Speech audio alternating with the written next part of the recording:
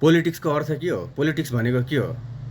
सन्यास त्यागी हुन्छ नि, सन्यासीहरू हुन्छ नि, बाबाहरू हुन्छ नि, हो पोलिटिक्स भनेको पनि तपाईँको चाहिँ नि एउटा सन्यास त्याग हो क्या।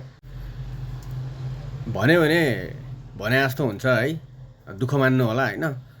तपाईँहरू के छ भनेपछि यो राप्रपामा पनि तपाईँको चाहिँ नि होइन, कहिले मौका आउला र खाउँला भनेर कुरेर बस्नेहरू धेरै छन् है, धेरै छन्। नबोलेको मात्रै हो, नभनेको मात्रै हो होइन।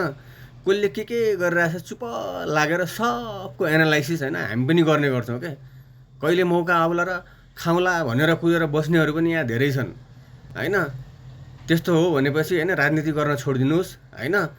देशभक्त हुँ म भनेर चाहिँ नि होइन, त्यो चाहिँ नि एउटा त्यो कलङ्कको त्यो हुन्छ नि, त्यो उपाधि चाहिँ नि होइन थुपार्ने काम चाहिँ नि नगर्नुहोस्। युवाहरू अब पहिलाको जस्तो छैन है, सबै चेत अवस्थामा छ अबको युवाहरू। त्यस्तो सोच्यो भनेपछि होइन बाटो लागे हुन्छ, राजनीति नगरे हुन्छ, भाँटा सेक्ला युवाले विचार गर्नु। अब चाहिँ पहिलाको जस्तो हुनेवाला छैन यहाँ। बात गर्थे हो।